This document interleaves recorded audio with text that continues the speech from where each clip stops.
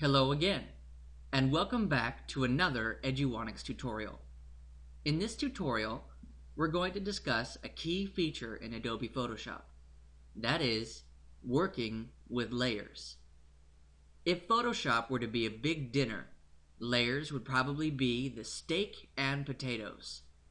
There are many other features within Photoshop, but none of them can hope to play such a big role in the design process. While they're not a feature exclusive to Photoshop, layers are the foundation upon which Photoshop stands. Layers allow you to stack and rearrange any object, effect, or adjustment you want. Not only does this allow you to create complex graphics, it also allows you to play with your image without making commitments on its overall composition. This makes layers the most fundamental part of the design process. To start off, we'll open some documents that we can use to test our layers. I'm going to import some photos from my desktop by going up to the menu bar and then selecting File, Open. I have 3 different pictures here, and I want to open them all in Photoshop at the same time. There are several ways we can do this.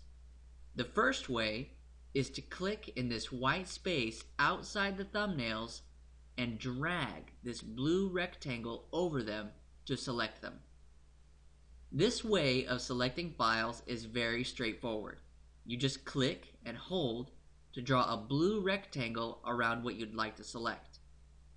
You can confirm that these are selected by checking below in the File Name box and see that the names of all 3 of our pictures are listed inside. I'm not going to open these pictures just yet. I'd like to show you a couple more ways to select multiple files. So, to deselect them, I will just click once again in this white space.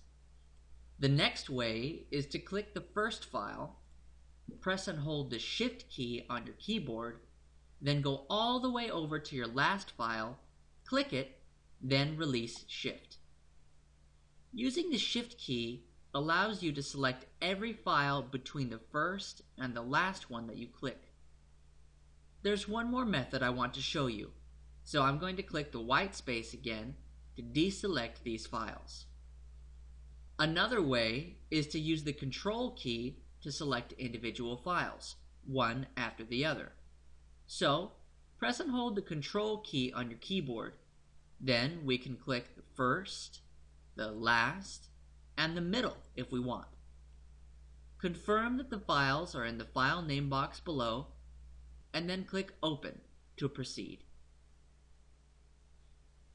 Now Photoshop has opened all 3 of our images. You can see them represented by the tabs on top, and switch between them at your will.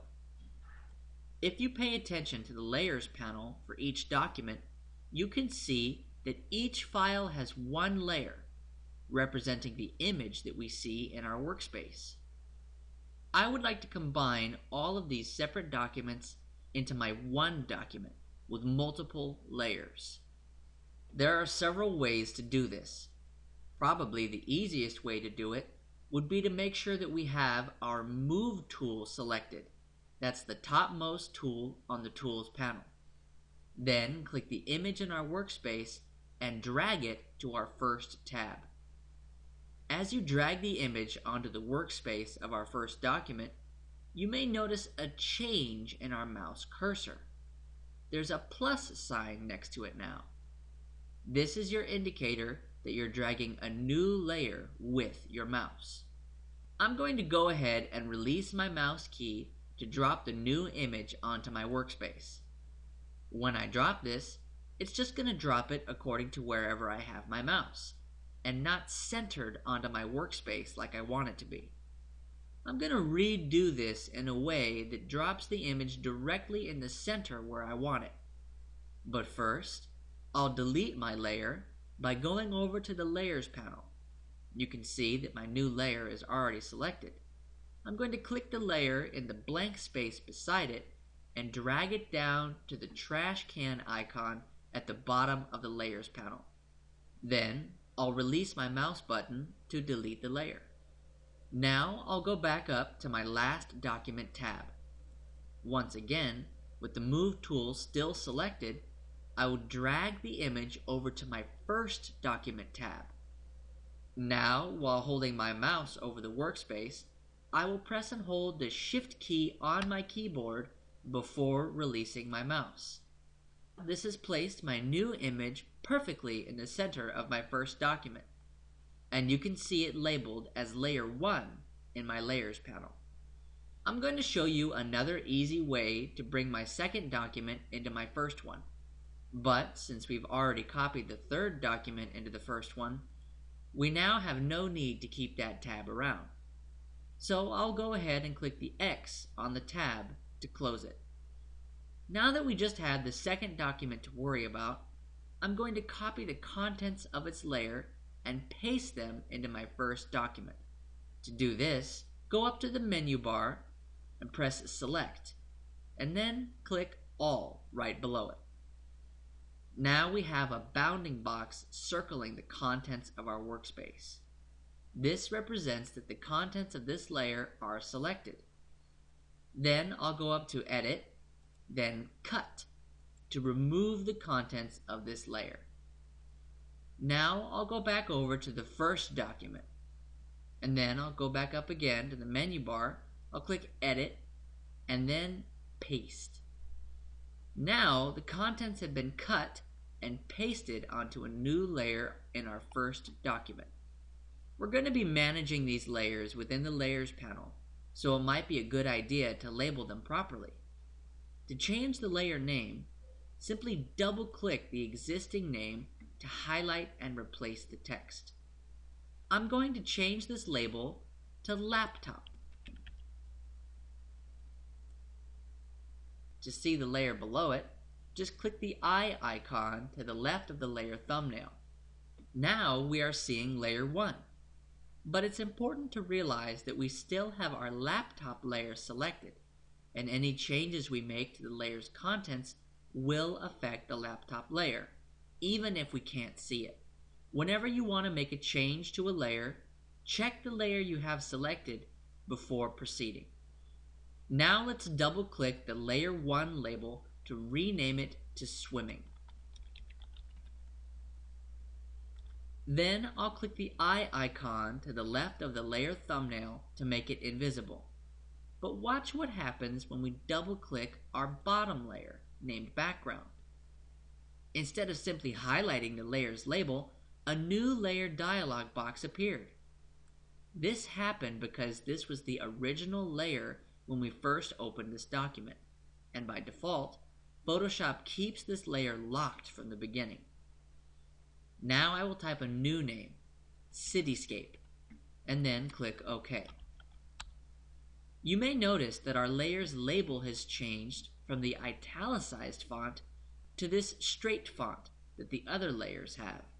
Also, the lock that was once here on the right is now gone. This is because we have converted this layer from a locked background layer to an unlocked standard layer. If I want to reposition these layers with respect to each other, all I have to do is click and drag one above or below the other. You may notice that a horizontal gray line appears whenever I get close to an edge of another layer. This line represents where the layer will snap to once I release it. But what if I want to blend these layers together so that we can sort of see through them? No problem. The most standard way to blend one layer with another is to control its opacity. Opacity is how visible something is, so the higher the opacity, the more you can see it. Transparency is the exact opposite. The more transparent something is, the less you can see it. If we select our top layer, we can see that there's an option for opacity and that it's at 100% because it's completely visible. We can reduce the opacity by clicking on the opacity text and dragging to the left.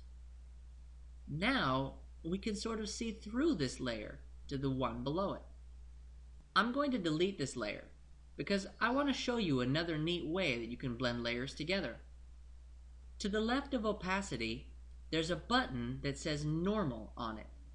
If we click this, it expands to a drop-down menu full of other options. These options are called blend modes, and they change the way the color and exposure behaves on our layer. I'm going to go down and click Multiply. You can see that not only does my layer seem more transparent, it is also darker than it used to be. Now I'll go back up to my blend modes again and switch it from Multiply to Screen. This, once again, made my layer more transparent, and this time the layer appears much brighter. Now, if we go back to blend modes again, this time we'll go all the way down and click Divide. We can see that this produces a very different result entirely. I encourage you to play with layers and blending on your own time. It will be a lot of fun, and you'll get a feel for how Photoshop's layers really operate. In the next video, we will begin going over the tools available to us within Photoshop.